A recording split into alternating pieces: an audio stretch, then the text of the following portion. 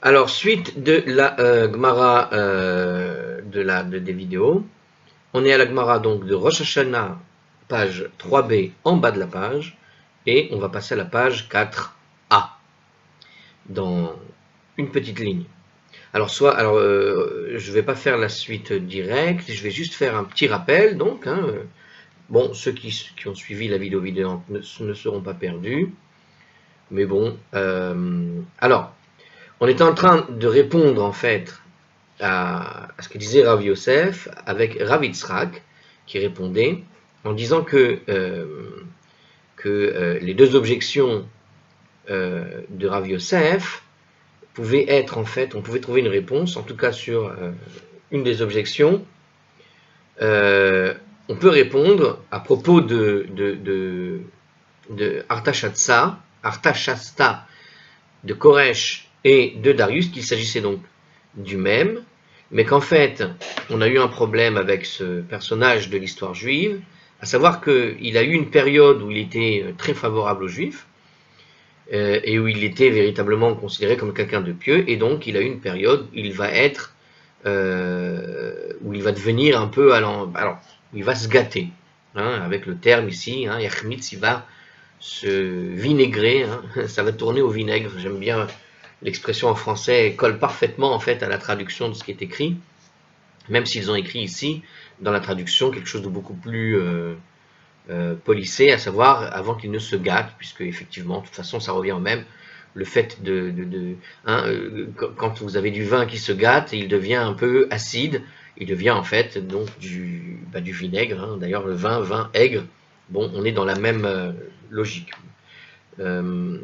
Donc en fait voilà, c'est cet état d'esprit, en tout cas cette expression qui est utilisée pour montrer un personnage qui s'appelait Darius, qui a été surnommé Koresh avant qu'il ne se gâte, et puis surnommé Darius, du coup on lui rend son nom, son titre de roi de Perse lorsqu'il va se gâter. Alors, très bien. Alors la Gemara en fait n'est pas d'accord. Et on va discuter maintenant donc de ce point particulier. C'est pour ça que je ne reviens pas trop en détail sur ce qu'on a dit dans la vidéo précédente, parce que là on va maintenant discuter, on va essayer de comprendre, est-ce que véritablement il s'était gâté? La Gemara n'est pas d'accord sur cette réponse, à savoir, est-ce que véritablement la situation a tourné au vinaigre tant que ça, en quelque sorte. Est-ce que sa situation, en tout cas celle de Darius, est-ce que véritablement son esprit a changé, quoi? Alors, Matkif, là, Rav Kahana, les Atkif en hébreu, je crois que ça veut dire attaquer. Donc, Rav Kahana a attaqué. Alors, ici, on traduit évidemment, il a objecté. C'est l'idée. C'est intéressant de voir en hébreu. Je ne sais pas si c'est ça, j'espère que je ne me trompe pas, mais. Donc, il a objecté, mais dans un sens. Calmos, c'est pas ça. Umi echmitz.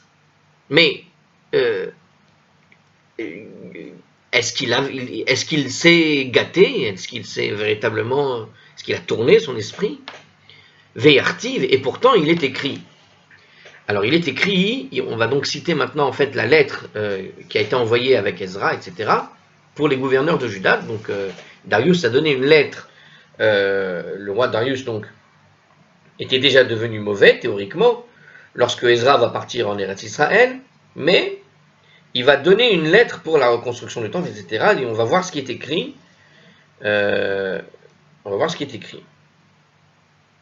Donc ici, lorsque son caractère dégénéra, les Juifs commencèrent à compter les années de son règne depuis Tishri, comme il le faisait pour un roi idolâtre. Alors qu'avant, donc, il le faisait comme si c'était un roi juif, de par son caractère pieux. Mais là, on va citer donc une lettre, un passage de la lettre, qui, au fond, montre que finalement, au moment où Ezra va partir, il était encore vertueux. Et puisqu'il est encore vertueux, on devrait compter le calendrier pour Darius, puisque il est comme ça, il est encore vertueux au moment du départ de Ezra. Donc théoriquement, quand on cite le verset de Ezra qui a attendu un an, etc., théoriquement, on devrait avoir comme référence Nissan et non pas Tishri, puisqu'on va voir qu'en fait, il ne s'était pas gâté à ce moment-là. Et qu'est-ce qu'il y a écrit dans la lettre que va donner Darius à Ezra?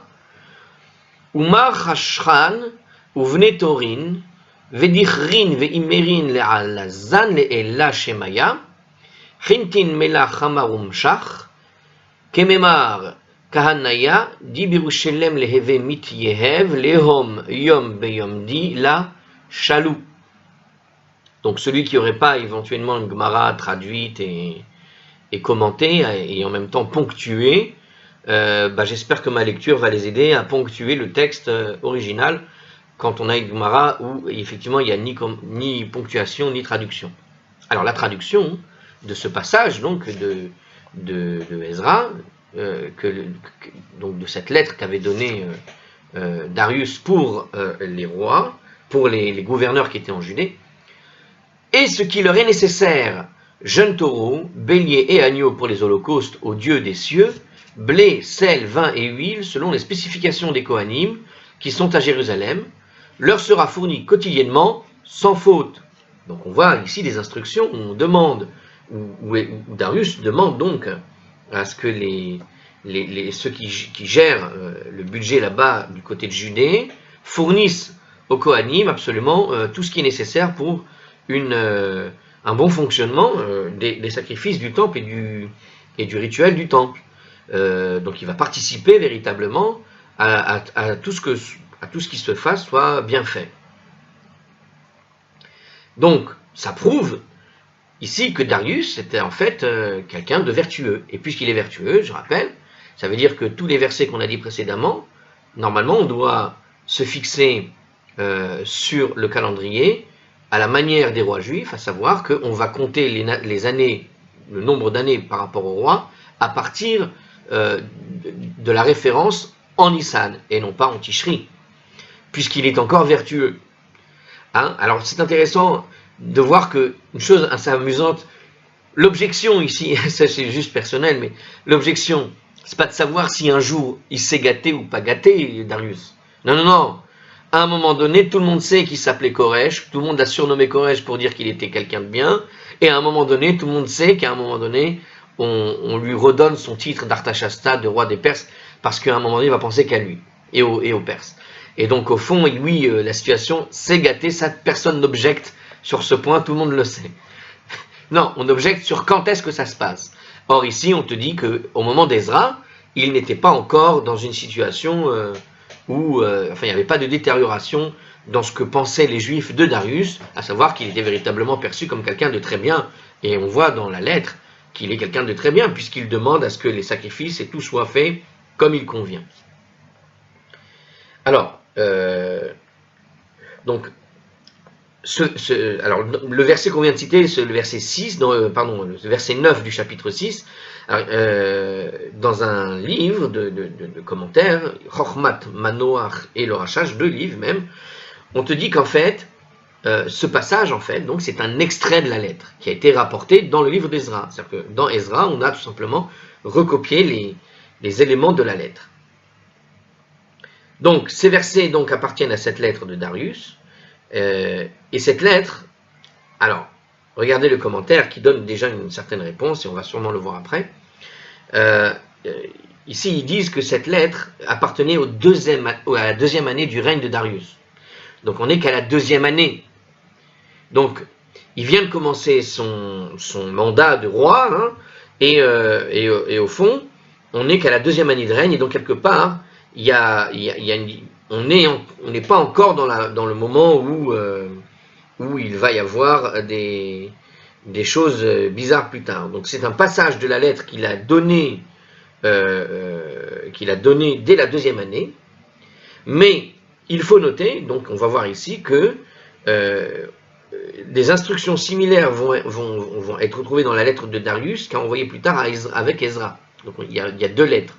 Il y a une première lettre où il va y avoir l'autorisation de la construction du temple, de la reconstruction du temple. Donc il va donner dans cette lettre aussi des éléments qui te disent qu'il devra, que devront les gouverneurs là-bas aider au bon fonctionnement et avec les sacrifices et autres, de fournir véritablement tout ce qu'il y a besoin. Et on retrouve ces mêmes éléments dans une autre lettre. Donc on a 2 lettres. Hein. On a la lettre de Ezra qu'il porte sur lui, et puis en fait, donc ce que dit quelque part ici les commentaires, c'est que ces éléments qui sont cités dans Ezra n'appartiennent pas à cette lettre de Ezra, mais appartiennent plutôt à la première lettre qui avait été envoyée pour la reconstruction du temple. Bon. Alors Rabbi Yitzhak, lui, soutient ce qu'il dit. Non. Darius, c'est quelqu'un qui va véritablement tourner, et on va voir pourquoi dans le détail, quelle est la critique au fond que font le peuple juif à Darius. Alors Rabbi Yitzhak, Amar lo Rabbi Yitzhak, Rabbi Mitunach, Dilehevon me'akrevin nichochin, la eleshemaya, umtsalayin lechaye malka uvnohi. Toujours besoin de la ponctuation. Alors en traduction, ça donne ça. Amar lo Rabbi Yitzhak, Rabbi Yitzhak donc a répondu, il lui a répondu, Rabbi Mitunach, mon maître, à partir de ton propre colis. Alors, ils traduisent textuellement, et heureusement qu'il y a un petit commentaire pour dire ce que ça veut dire. Bon, c'est une expression, quoi, pour dire à partir de ce que tu m'as envoyé, quoi, comme missive, comme réaction, à partir de ta réaction, en quelque sorte, c'est ce que dit, à partir de ton objection, dit les Hevon me'akrevin nichochin.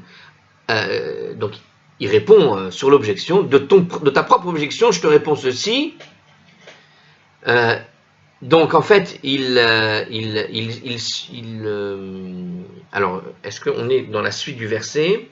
C'est ça, il te dit que la suite du verset dit une chose autre. Alors, dit lehevon me'akrevin nichochin la ella shemaya umtsalayin lechaye malka vunoyi, afin qu'ils offrent des sacrifices agréables au Dieu des cieux et prient pour la vie du roi et de ses enfants. Donc qu'est-ce qu'il veut dire par là, en fait? Quelle est l'objection? Est-ce que vous avez repéré, tiens, petit exercice avant que je vous donne la réponse du commentaire, en quoi ici, Rabbi Yitzhak te montre qu'il est déjà en train de tourner? Pourquoi Rabbi Yitzhak, par cette réponse-là, le fait qu'ils disent, afin qu'ils offrent des sacrifices agréables au Dieu des cieux et prient pour la vie du roi et de ses enfants, pourquoi il dit ici que, éventuellement, là, le roi, il n'est pas tout à fait net? En quoi la suite du verset, lorsque Darius leur dit que tu vas leur fournir tout ce qui est nécessaire, les agneaux, les béliers, le vin, l'huile, etc., tout sera vous fourni quotidiennement. Pourquoi la suite prouve qu'il y a quelque chose de pas complètement clair? Afin qu'ils offrent les sacrifices agréables au Dieu des cieux et prient pour la vie du roi et de ses enfants. Et bien la réponse est toute simple, est assez simple donc.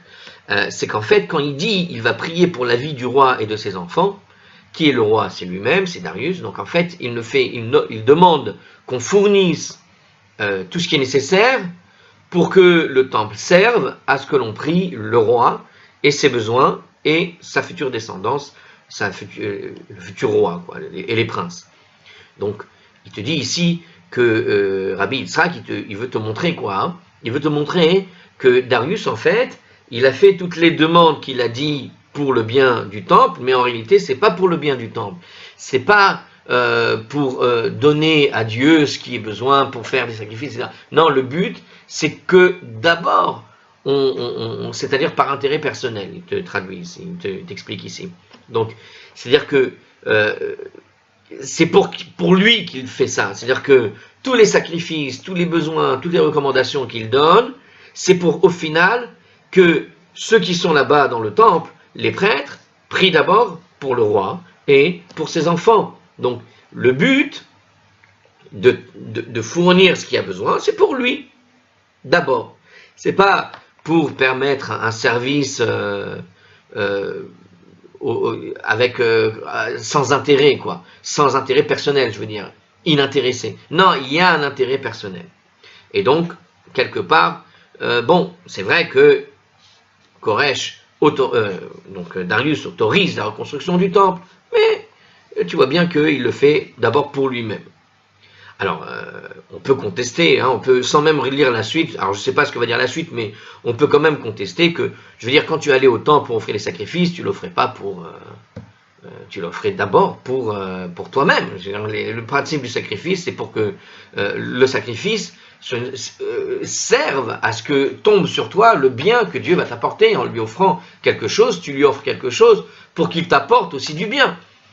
c'est quand même un des intérêts des sacrifices. Et puis, la Torah te donne plein d'endroits où il y a des sacrifices qui sont là comme des sacrifices cadeaux, où tu offres, voilà, c'est pour ton propre bien. Et même quand tu offres des sacrifices expiatoires, on peut objecter à cette réponse, hein, sans regarder la suite. On peut se poser la question, mais en quoi c'est quelque chose de mal de demander que l'on prie? Je veux dire, combien de gens vont à la synagogue aujourd'hui et vont demander une petite prière au rabbin, qu'on lui fasse une prière? Donc c'est vrai, il va à la synagogue, il va pas pour Dieu, il va pour lui. Oui, mais la base d'une prière, c'est ça. On prie on demande des choses à Dieu. Donc quelque part, il n'y a pas tellement d'illogisme à voir un roi. Au contraire, c'est plutôt gratifiant de voir un roi aller demander quelque part au Dieu des Juifs de lui apporter quelque chose. C'est quand même assez extraordinaire. Donc effectivement, alors la Gemara, on va voir comment elle va répondre dans sa contestation. Uman deravad harilav me'al yutahi. Mais quelqu'un qui agit ainsi, n'est-ce pas méritoire? Donc c'est ce que je viens de dire, ça reste une mitzvah d'aller offrir un sacrifice, quand bien même tu le fais pour ton propre intérêt. Donc c'est ce que dit ici la Gemara, et d'ailleurs elle va donner une braïta, vehatanya, et il y a une braïta qui dit, on a enseigné, Haomer selazo lizdaka bijvil shlichyu banai. Celui qui dit, je donne ce sela, c'est une quantité d'argent, hein. C'est une monnaie de l'époque, c'est une... je m'excuse, 2 secondes.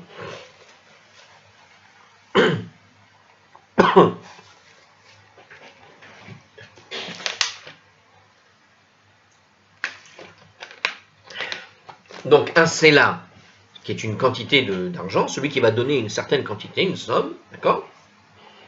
Quand tu donnes un sela en disant, c'est pour la charité, afin que puissent vivre mes enfants. Hein, il y a une coutume dans le peuple juif. Alors il y a une obligation de donner la tzedaka, la charité, comme on traduit vulgairement, ce qui n'est pas tout à fait vrai, parce que la tzedaka, c'est plus une dimension de justice, c'est-à-dire que tu rends un peu de l'argent que tu as reçu, tu dois le rendre en quelque sorte.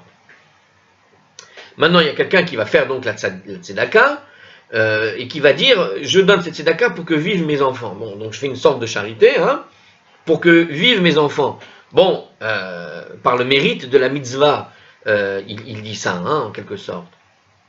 Ou bien, ou bijvil, chez Ezkeba lechaye ha'olam haba. Ou bien il dit, afin que je mérite le monde à venir. Traduit vulgairement aussi par le paradis. Hein, chez les juifs, on appelle ça le olam haba, le monde à venir, qui ne veut pas dire paradis. Paradis, souvent on appelle ça le jardin d'Éden. Alors, on est dans une autre dimension, hein, dans le peuple juif, c'est vrai qu'il faut expliquer 2-3 petits détails.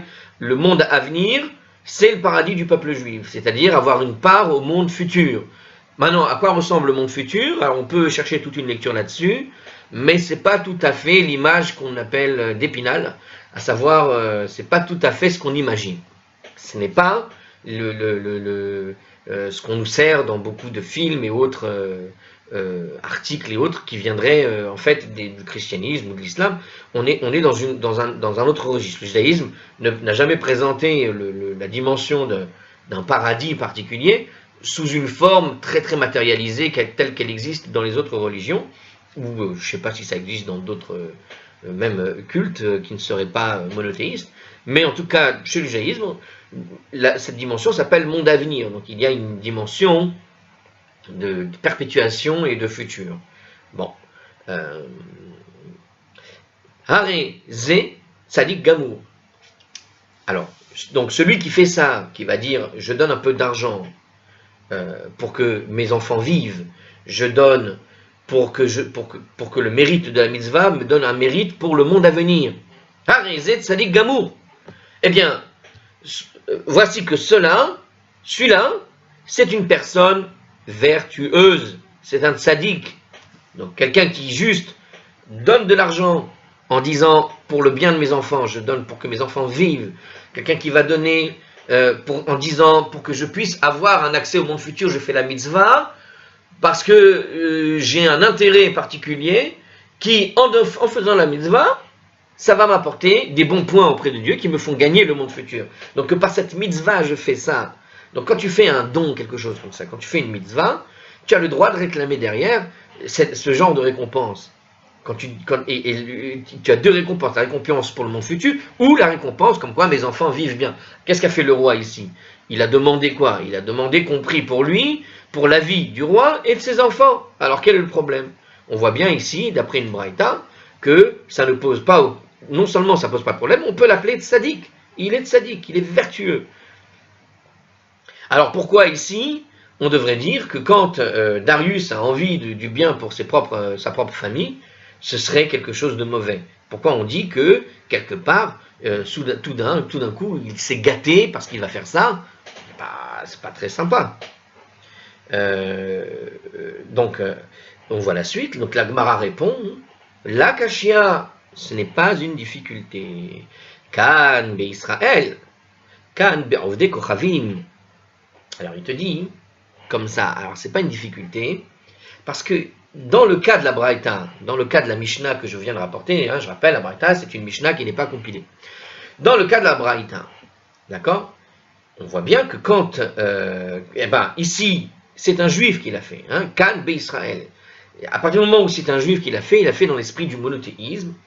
Alors, mais là-bas, Kan, ici, Be'ov de Kochavim, Darius, lui, c'est un idolâtre.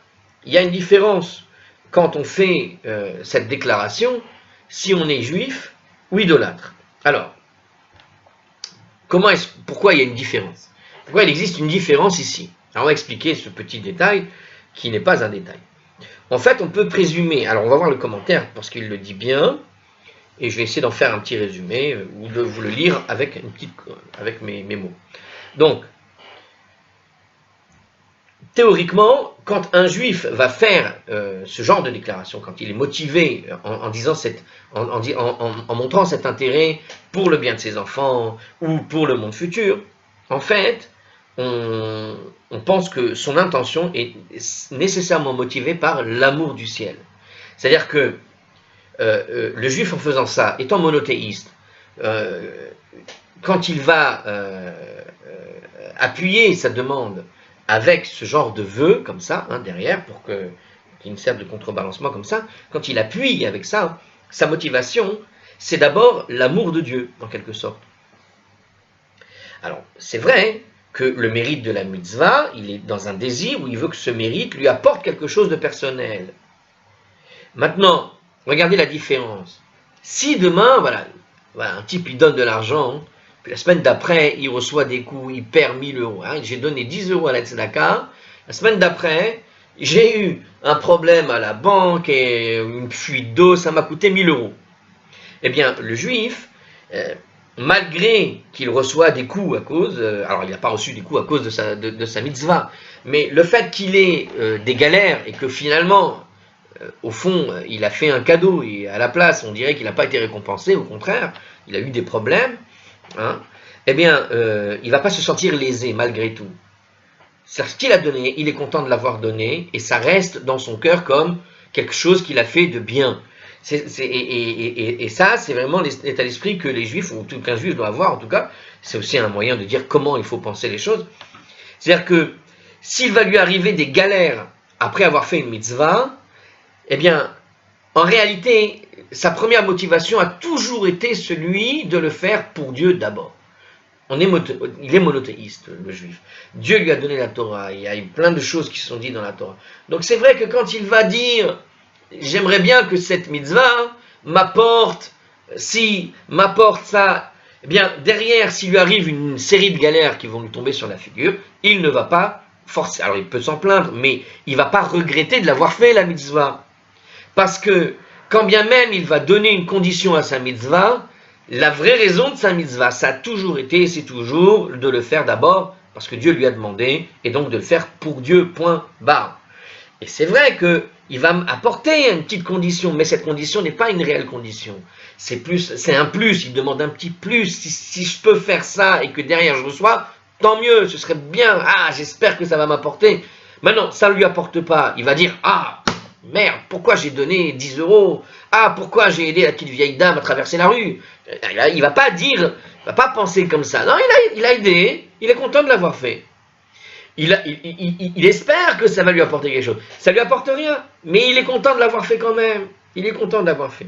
C'est ça le cœur qu'un juif il possède, et c'est ça le principe de la mitzvah. D'abord tu fais la mitzvah pour Dieu, après si tu veux quelque chose avec, tu peux le déclarer, mais c'est l'intérêt personnel, comment dirais-je, ne sera jamais plus fort que la force de la mitzvah elle-même.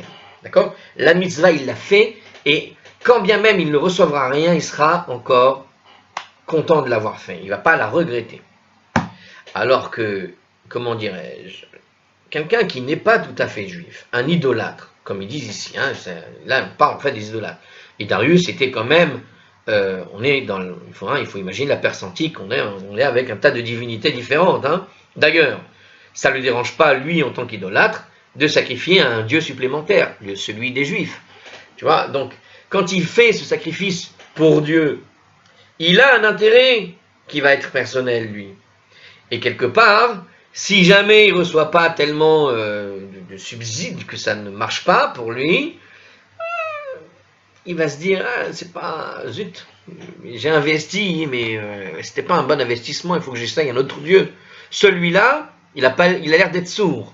Tu vois, l'idolâtre ne va pas être motivé de la même manière dans sa façon de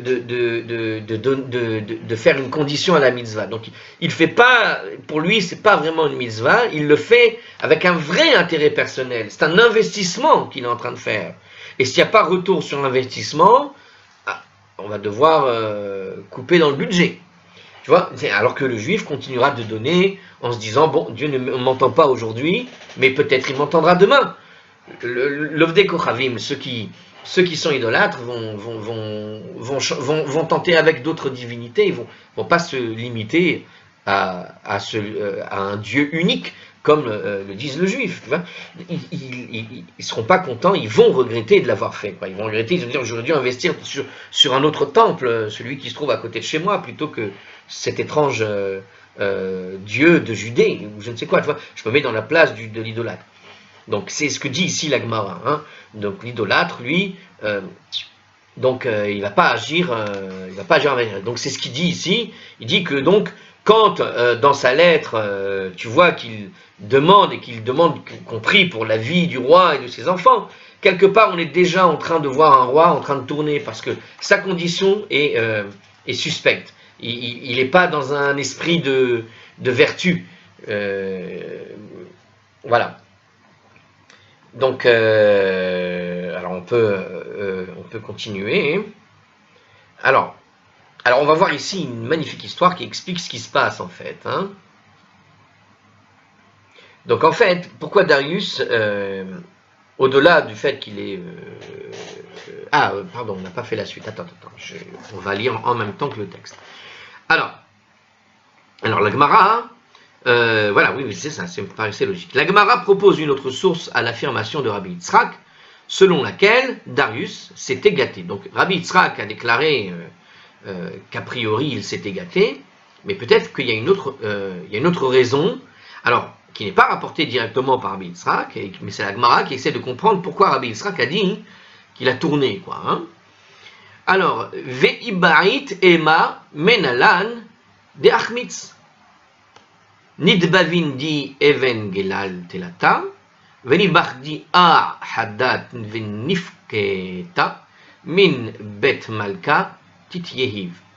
Donc ici, traduction, hein, et si tu veux, te dit la Gemara, tu peux dire d'où est-ce qu'on sait qu'il a tourné. Hein, toujours la Gemara. Hein. Car il est écrit 3 rangées de pierres taillées et une rangée de bois nouveau, dont le coût sera assuré par le palais royal. Alors pareil, on va essayer de réfléchir avant de donner la réponse, mais en quoi c'est un problème? Bon, il s'avère que j'avais déjà étudié le truc, donc je sais de quoi il s'agit, mais il va donner la réponse tout de suite après en fait. Alors, je répète, hein, qu'est-ce que demande Darius? Darius dit qu'il faut, dans la construction, il faut 3 rangées de pierres taillées, et une rangée de pierres, et une rangée, pardon, de bois nouveaux, dont le coût sera assuré par le palais royal. Donc, pour la construction, il donne en fait des grandes lignes de comment ça doit être fait. Et une de ces grandes lignes, c'est de placer en fait 3 rangées de pierres, puis par-dessus du bois. Je ne sais pas si vous avez vu ce qui s'est passé. Alors, une minute. Voilà, il a déclaré ça. Très bien. Alors,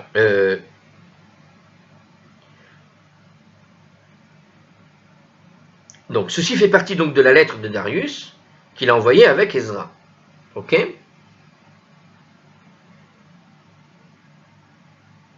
Donc, on voit qu'il y a quelque chose de curieux.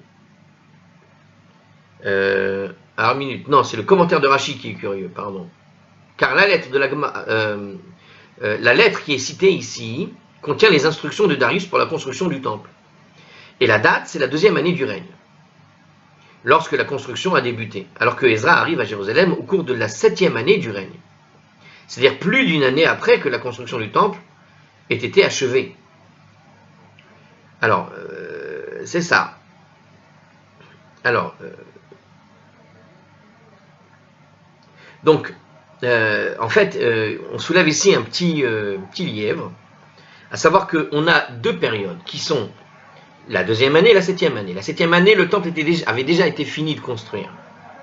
Or, dans la première lettre qu'on a montrée, on voit que il y a des instructions qui sont donc écrites.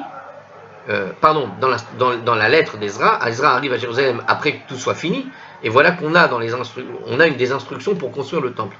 Je crois que c'est ça qui pose problème pour les commentateurs derrière. Bon. Donc, Tosfot ici prend pour acquis le fait que les instructions auxquelles la Gemara se réfère ici furent émises évidemment au cours de la 2e année. Donc, en gros, par rapport à ce qu'avait dit Rashi,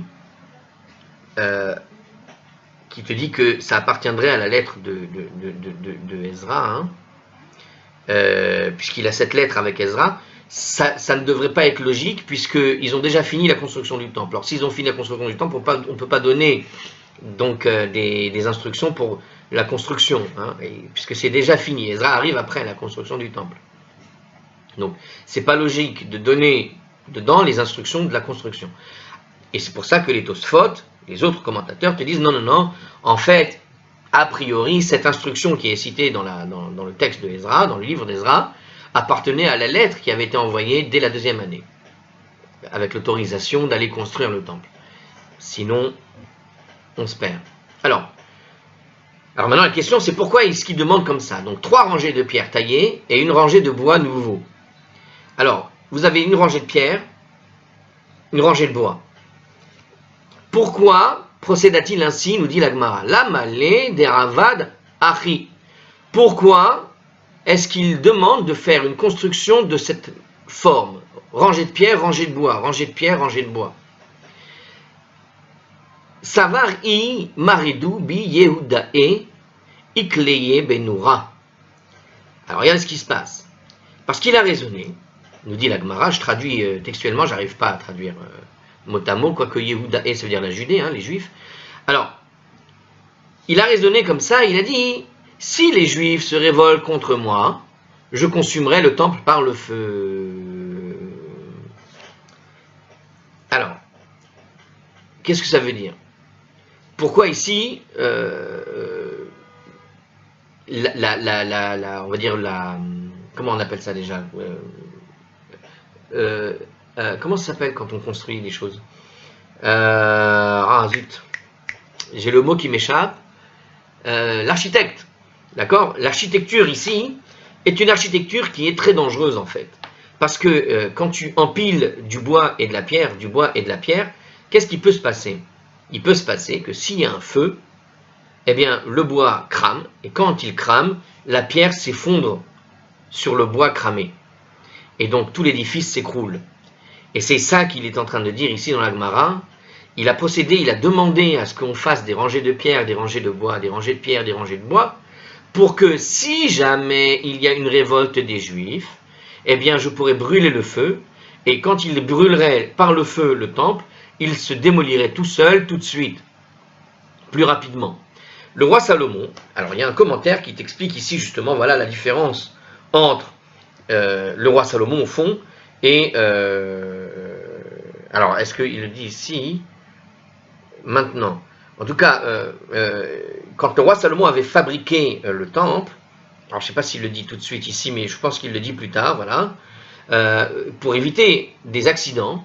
Ah ben voilà, c'est la suite que je suis bête. Atouch lomo lo avad hachi, virtiv shelosha toregazit, vetur kerutot arazim. Donc, la Gemara pose la question, mais Salomon ne procédait-il pas ainsi? Donc en fait, le roi Salomon a fait la même chose. Il y avait aussi des rangées de bois et des rangées de pierre. Veirtiv shlosha toregazit, vetur kerutot arazim. Et pourtant, il est écrit, donc, à propos du temple de Salomon, 3 rangées de pierres de taille et une rangée de poutres de cèdre. Alors, voilà la réponse.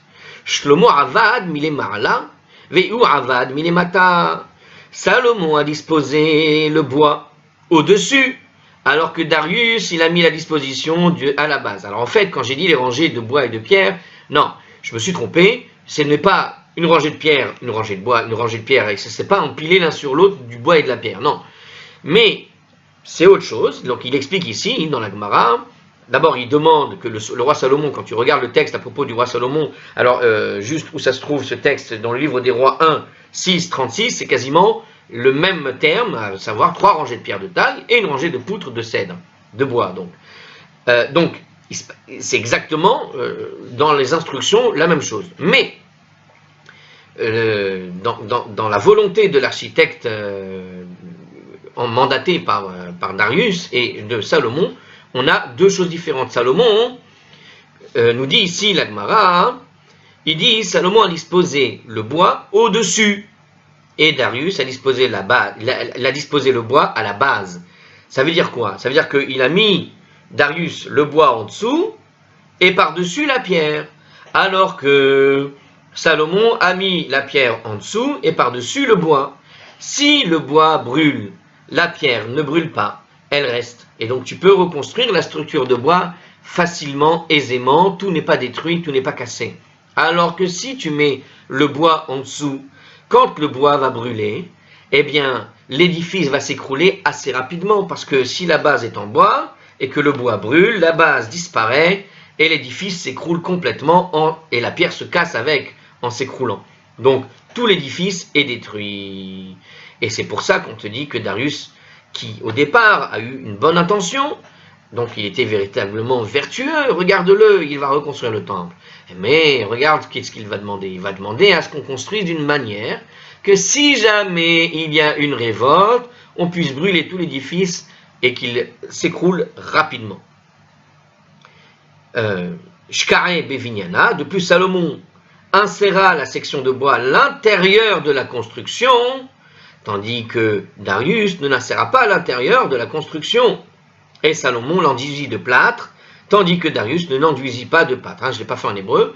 Chez le mot Shakere Bevignana Ihule Shikere Bevignana, chez le mot Sadiye Besida Ihu Lo Sadiye Besida. Donc voilà, on a la raison pour laquelle il y en a un qui va être mal perçu et un qui va être... enfin, pourquoi est-ce que Koresh est appelé au départ comme un tzaddik, et puis après on l'a rappelé comme quelqu'un qui a tourné au vinaigre, parce que le roi Salomon a prévu en fait des conditions de risque de feu, alors que dans la prévision de Darius, ces risques étaient aussi calculés au cas où il y a le feu, mais plus fait exprès. C'est-à-dire que c'est au cas où il y a une révolte, je mets le feu. Alors que le roi Salomon a mis, s'il y a le feu, l'édifice sera protégé par du plâtre, éventuellement, et si le feu prend dans le bois, on pourra reconstruire par derrière. Alors que Darius a fait en sorte que s'il y a un feu, ça s'écroule, et au revoir le temple. Adieu. Donc, le temple de Salomon était érigé avec des bois, avec la partie en mur, c'est-à-dire que la partie qui était en bois pour les murs était en réalité plâtrée pour éviter ce genre de problème. Alors que l'autre a fait en sorte que tout soit possiblement brûlable. Alors, dernier commentaire avant de finir. Donc, Tosfot soulève une difficulté. Ces instructions ont été émises au cours de la 2e année du règne de Darius, on est d'accord? Lorsque va commencer la construction du temple. Or, il n'y a pas de preuve claire que Darius ait été vertueux avant le moment où il autorisait la construction du temple. Donc pourquoi est-ce qu'on dit que finalement Darius était... je veux dire, toutes ces instructions, on était à la 2e année de son règne. Donc si déjà à la 2e année de son règne c'est comme ça, en quoi il est particulièrement vertueux? Et si déjà à l'époque de ces instructions, il avait déjà changé son avis, quoi. Est-ce qu'il a déjà été vertueux une seule fois dans sa vie, quoi, quelque part? Donc on te dit qu'il s'est gâté, mais là tout semble montrer, puisque les instructions ont été données au moment de la deuxième année de son règne, dès le moment où il a autorisé les Juifs à aller en Israël pour aller reconstruire le temple, il a déjà donné des instructions de ce genre. Donc, est-ce qu'il a déjà été un peu vertueux une seule fois? Et si effectivement donc il ne l'a jamais été, alors pourquoi on a compté les années avec lui à partir de Nissan, quand on a fait ce petit calendrier quand on a donné la datation par rapport à lui? Et Tosfot répond qu'effectivement, en réalité, alors pour Tosfot, les commentateurs qui sont donc du côté non pas du milieu de la page, mais du côté extérieur, hein, donc ils disent, hein, alors moi je lis le commentaire déjà résumé, hein, toutefois, donc, alors il dit ici, donc répond qu'effectivement Darius était déjà quelqu'un de mécréant, de quelqu'un de mauvais, quoi. Il avait un mauvais fond déjà. Toutefois, lorsqu'il a autorisé les Juifs à construire le temple, ceux-ci considérés tout d'abord comme vertu et comme vertueux. Et donc on commençait à faire le décompte des années. Donc en gros, le simple fait qu'il ait autorisé les Juifs à retourner en Israël, le simple fait qu'il ait autorisé les Juifs à aller construire le temple, de base ils y ont vu de la vertu. Ils n'ont pas senti le coup derrière, mais eux ont eu l'impression d'avoir quelqu'un de bon avec les Juifs, et donc de plutôt vertueux. Et de fait de reconnaître aux Juifs, de retourner en Israël, de reconnaître aux Juifs la possibilité de construire le temple, etc. Donc ils y ont vu quelqu'un de vertueux. Ils n'ont pas vu que derrière, dans sa véritable nature, il y avait déjà dans les instructions une arrière-pensée de bon, on prépare la guerre contre eux quand même, quoi, sans même réfléchir, avant même de réfléchir, quoi. Ils sont là-bas, mais on va être méfiant parce qu'on a quand même reçu des lettres venant de là-bas qui disaient que c'est pas normal qu'ils aillent retourner en terre d'Israël, etc. Donc on va leur construire le temple, mais on va faire de façon détournée quelque chose qui les gênera à long terme. Donc ils n'ont pas vu ces intentions tout de suite. D'accord? Donc quand ils ont pas vu, comme ils n'ont pas vu ces intentions au début, dans l'euphorie d'aller en Israël, de pouvoir retourner, dans l'euphorie de pouvoir construire le temple, après l'exil qu'ils avaient vécu, après les traumatismes qu'ils ont eus avec la Babylonie, eh bien, d'une certaine manière, pour eux, Darius était quelqu'un d'extraordinaire. Donc, au fond, c'est pas que Darius s'est gâté, c'est qu'il n'a jamais été net. Mais les Juifs ont cru qu'il était quelqu'un de bien au début, et donc parce qu'ils l'ont cru, ils ont cru qu'il était bien, grâce à ces choses qu'ils leur ont données, d'accord, à ces accords qui avaient été faits. Au fond, ils ont fait le calcul des rois, pardon, une petite mouche, ils ont fait le calcul des années des rois de Darius à partir de Nissan, comme on le ferait pour un souverain juif. Voilà. Donc pour Tosfot, c'est pas qu'il s'était gâté. Alors il y a d'autres versions qui vont dire non, il était quelqu'un de vertueux et puis à un moment donné il a tourné. Mais Tosfot explique que c'est pas qu'il s'était gâté d'un point de vue de Tosfot, donc un commentateur en face de Rashi. Donc on a les deux principaux commentaires, Rashi et Tosfot, je rappelle. Donc Tosfot dit que c'est pas qu'il s'était gâté, il a toujours été mauvais. C'est juste que les Juifs n'ont pas vu qu'il était mauvais au départ et donc l'ont traité comme injuste et donc on comptait les années des rois pour lui à partir de Nissan. À la prochaine.